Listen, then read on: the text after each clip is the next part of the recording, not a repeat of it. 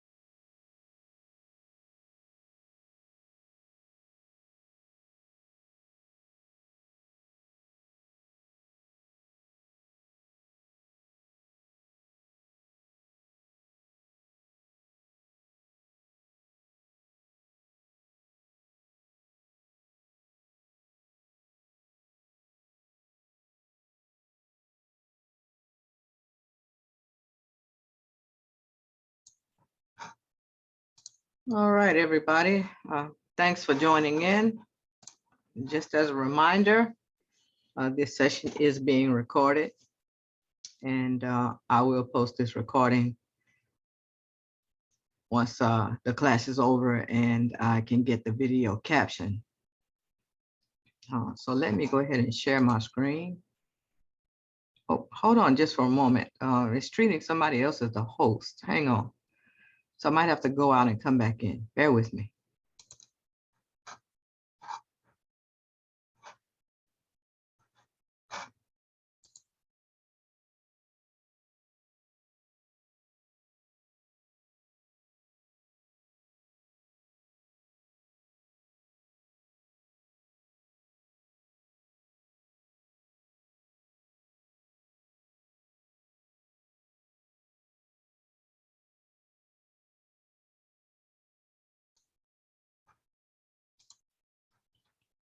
Hmm.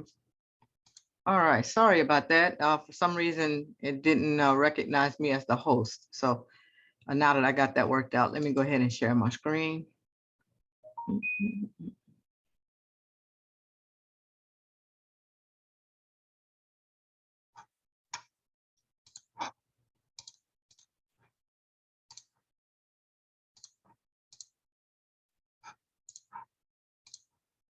All right, could somebody kindly unmute and let me know if you're seeing the course homepage?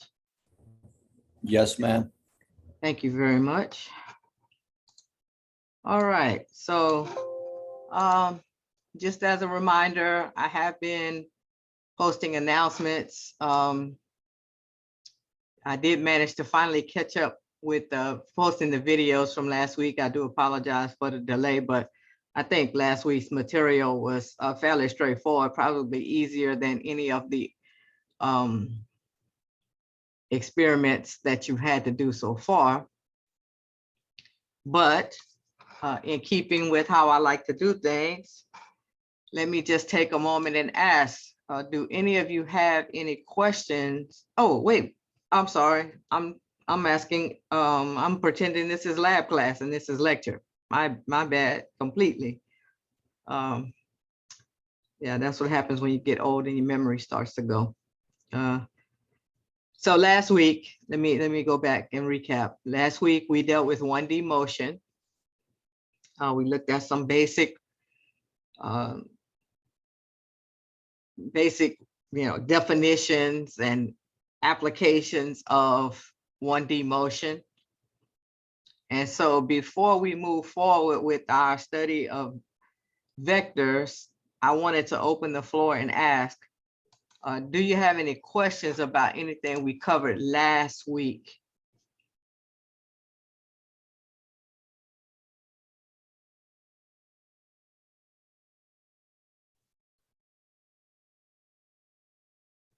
Okay, well, that silence typically tells me that either you understood everything from last week, or you're not really sure about last week, or you weren't even here last week and haven't taken any kind of look at the material to know if you have questions. No matter what category you fall in, I just want to say, it is okay to unmute and speak up, ask your questions.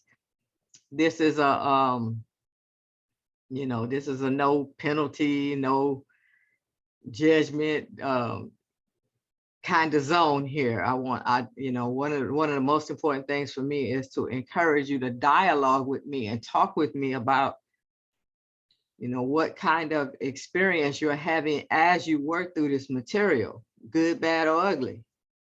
So don't hesitate to unmute and ask away. I really do want to encourage that, and I know no matter how many times I say it, some of you have just kind of made up your mind, I don't have any questions. I'm just here because I want to get more present. Well, let me also reassure you that I don't take attendance. Okay, and I don't give any attendance points if you looked at the syllabus. So, I mean, if you're here just because you think I'm going to mark you absent or present, you're here for the wrong reason. The reason you're here at 10 o'clock in the morning is because you want to reach out to me and allow me to reach out to you so that we can have interactions around this material and your questions about this material. Okay. I always tell students, if you leave this class after 16 weeks or however long we got to be together, and you didn't ask one question, you didn't unmute and make one comment, you just emailed me the assignments and moved on, then you're missing the richness of what we could build in here if I could get some participation and engagement. But I mean, you don't know me and I don't know you, so we got to work on that whole idea of being able to just relax and talk with each other about this stuff. Okay, I mean, I always tell them this stuff is happening around you every day. Let's talk about it. All right, so 1D motion, that was our topic for last week. And so that now that we have that under our belts and you have that foundation of dealing with one-dimensional motion, whether it's horizontal or vertical free fall, we can now start to add to the tools that we can use to help us as we describe motion that is more complicated than one dimension. And you were exposed to some of this last week, but the goal here is to start to give you the tools to give a more complete description of a moving object. And remember, our descriptions are based on measurement, right?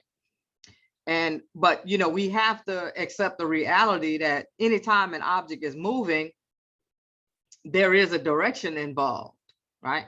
Remember, we said to establish motion, you need a reference frame. That's where you're measuring from. And if the object is moving, then its position is changing in your reference frame.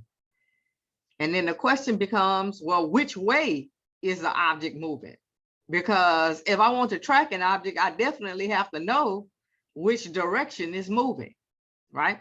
And so when we add the complexity of, giving a description that includes direction, we have to go to vectors. So vectors is another one of those things that we borrow from the mathematicians that helps us to give a more complete description of a moving object, because we can then specify the direction that's involved in any particular property that we want to measure, whether that direction involves a position change, or the direction involves a velocity change, or the direction involves an acceleration change. We need direction when we're dealing with motion. And in particular, we're going to see as we increase the level of complexity, we definitely need direction when we start talking about things like force and momentum, and those kinds of properties. So we got to get this whole concept of vectors down now, because it is also one of those things that's going to follow you for the remainder of this course. Okay. And so you see the kinds of things that you need to be focusing on this week as you move through this material. Okay. So you need to know the difference between a vector and a scalar, which I briefly introduced to you last week. You need to know how to determine the magnitude of a scalar or a vector. We'll have a fancy word for that called size. And then direction. We need to be able to specify the direction for any type of vector. And then you see we can use that now to give more complete description and more complicated calculations. If you recall last week, I told you when you work the problems that you'll encounter in problem set number 3, you won't have to worry about direction because it's built in. Well, see, then by the time you get to problem set number 4, you're going to have to learn how to incorporate this whole idea of direction as you calculate certain vector properties. Okay. So let's see what you got on your plate for the week. Well, of course, since the topic this week is vectors, you're going to be doing having a discussion with your classmates regarding vectors. Okay. And problem set number 3 is on your plate. And we'll take a look at problem set number 3 on Thursday, because part of problem set number 3 involves using a simulator.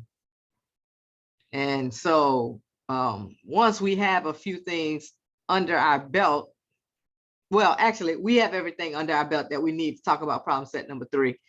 And we might be able to go ahead and do it today and get it out the way, and it wouldn't have to come here on Thursday. We'll just have to see how things go.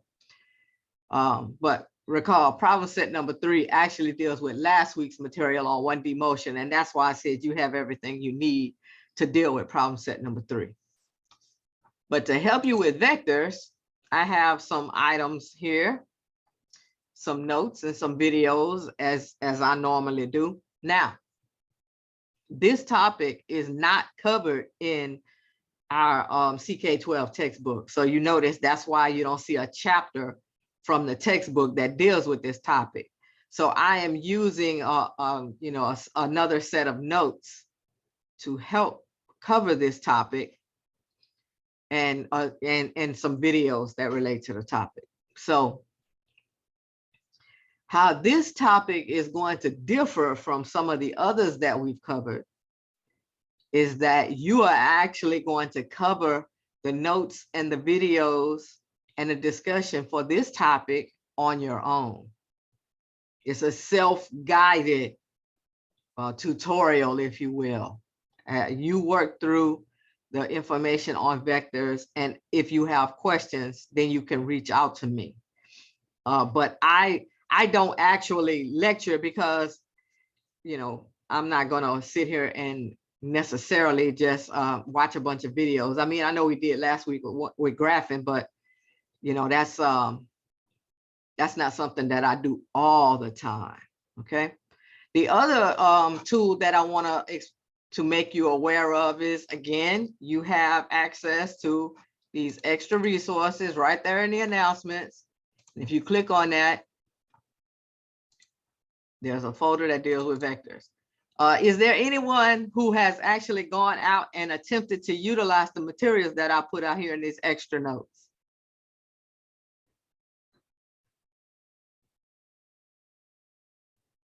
Hello? Anybody? No, ma'am, I have not. Okay, well, let me just say, and I appreciate you chiming in and letting me know, because obviously you're not the only one. But I will just say to you that if you are not going out here and taking advantage of these resources and these extra notes resources that I put out here for you, you're missing some really good tools. These are some really good tools that I've used over the years, and I just like to share with you. Okay. The other thing that I want to bring to your attention is that if you have not gone into useful links, you have a laundry list of resources that you could be pulling from. And in particular, this physics classroom, these are all free resources that you have access to. Phsc simulations, this is another tool that you have at your disposal, and you can come and have some practice with them, and they run right in your browser. You see, and we can restrict the ones that we want to see. We don't want to see all of those because that's not where we operate. But look at here, vectors. They got some nice little simulators out here that you could go play around with. In fact, those of you in lab will appreciate going out to this source, because a lot of the simulators that you're going to be using from this point forward will come directly from this resource. Also, I like the fact that they have some math concepts if you're trying to refresh yourself, if you will. Okay, so I would encourage you to use the tools that I provided for you to make your stay in this course productive. I put them, like I was telling them, if you didn't need it, I wouldn't put it out there. Okay. All right. So I have pretty much explained what I want to explain. I guess I could go ahead and we could take a look at problem set number 3, and then on Thursday you wouldn't necessarily have to log into this class on Thursday, but like I tell students, I'm always available for questions. So whether you're here Thursday or not, I'm gonna open up the room and I'll just be here for anybody who pops in and wants to ask me a question. So you can see that problem set number 3 is broken down into an A part and a B part. Okay. The B part involves solving problems utilizing those pyramids that we looked at last week, whether it's speed, distance, and time, or acceleration, velocity, and time, right? You had 2 pyramids. And then you had free fall. Let me say that again. 3 pyramids, right? Speed, distance, and time. acceleration, velocity, and time, and then free fall, gravity, velocity, and time, right? So part B will give you opportunity to practice utilizing those pyramids, okay? And even though you're going to be dealing with some properties that are vectors in problem set number 3, you don't have to worry about it, because if you solve the problem correctly using the pyramid, the direction is automatic, okay? The part that I do want to take some time and explain to you is this simulation that you're going to do in part A of problem set number 3. Okay, so for part A, you go out to this website. So you see, I give you the website. Okay, and so you come out here, click on the website, and it says you're going to be exploring the relationship between position, velocity, acceleration, and time. Okay, and it says select 5 start positions, velocities, and accelerations. In other words, change the simulator at least 5 times. So here we are. So see these numbers in the boxes here, you have to change them 5 times. And just as a note to you, the biggest value you can put in to the acceleration box is 2. If I try to put something bigger than 2, notice it'll kick it back to 2. Because I always get a bunch of emails from students saying, hey, I can't change the acceleration. Yes, you can. You just have to put a number smaller than 2 in there, okay? And see, there's a benefit to you being here because you heard me say it. Now you know that. That's 2 is the biggest value you can put in. So you put a value for acceleration, you put a value for your starting velocity. Oh, there's starting velocity, VI or V naught. And then initial position, let's see, that is XI or X naught. So you're setting the starting parameters for this car that is moving on this horizontal track. Oh, if the motion is horizontal, then we know, and it's with constant acceleration, then we know those 5 equations that you found that we covered in the lecture packet are what you're working with. So this simulator runs utilizing those 5 equations. Remember, I took those 5 equations and I boiled them down to 3 pyramids that you use to solve problems.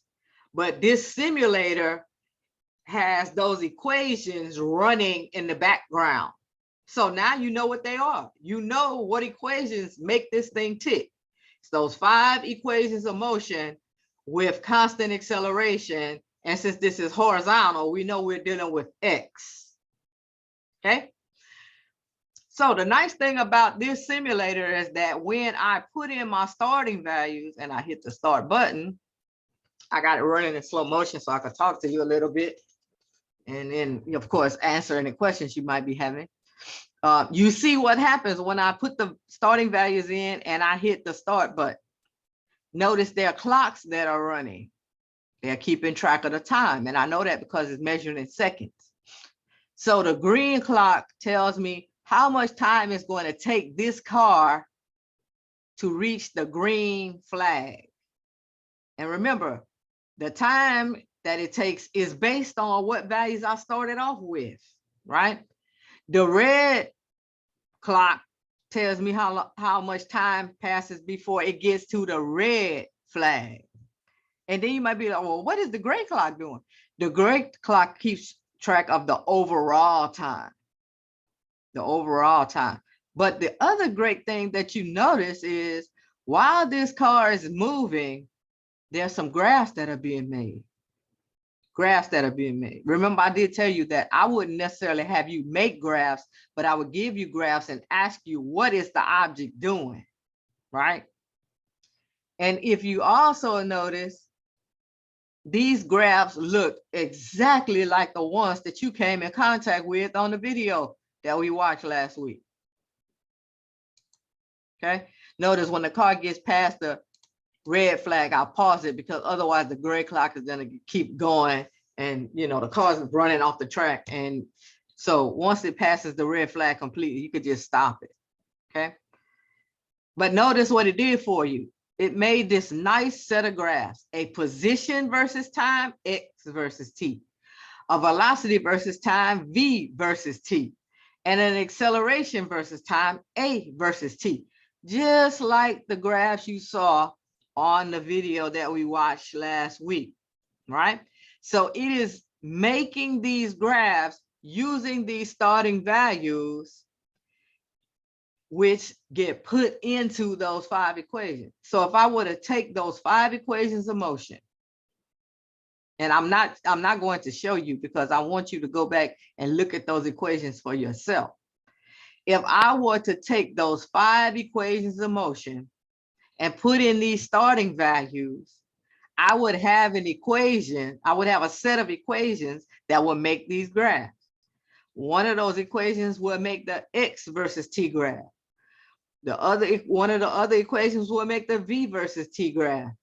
And then the last one deals with the acceleration, which we see here, according to the setup here, is constant. Well, it makes sense because it looks like it's not changing here, right? And this is not free fall, because I always get students who say, well, why isn't the acceleration 9.8? Well, this car is not falling. This car is riding horizontally. So gravity has no role when the motion is horizontal. Gravity comes into play when the motion is vertical, free fall motion, right? Okay. So you are going to come out here and change the numbers here 5 different times, make those graphs for me 5 different times, and then you're going to use them to explain some things to me about the motion of this vehicle. Does it make sense to you what you have to do in problem set number 3? At least the A part. Yes, ma'am. Okay. So, the instructions are provided there. Tells you to change the simulator 5 times, run it so that it makes the graphs each time you change the numbers, and then print the page. Every time you change the numbers and run it, print the page. So you're going to have 5 different printouts. Okay. Now you don't have to print it in color. And if some people like this, copy and like paste it into multiple ones into one Word document is what I'm trying to say, right? So they don't have like 5 pages to print. They shrink it down a little bit. I have no issue with that. As long as I can see what numbers you're using and that kind of thing, I'm good with that. The most important thing is, do you understand what's happening based on the graphs that you create? Okay. All right. And so now that's why I asked you, after you printed it out, describe what's going on. Tell me about the shape of the curve. Tell me what that means in terms of the motion.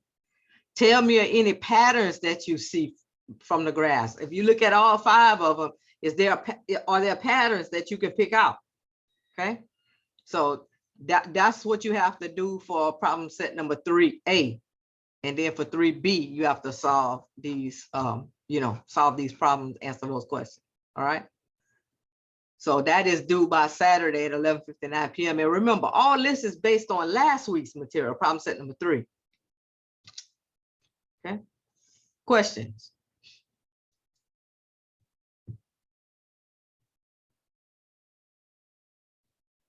I know I can't be that good. Somebody has a question.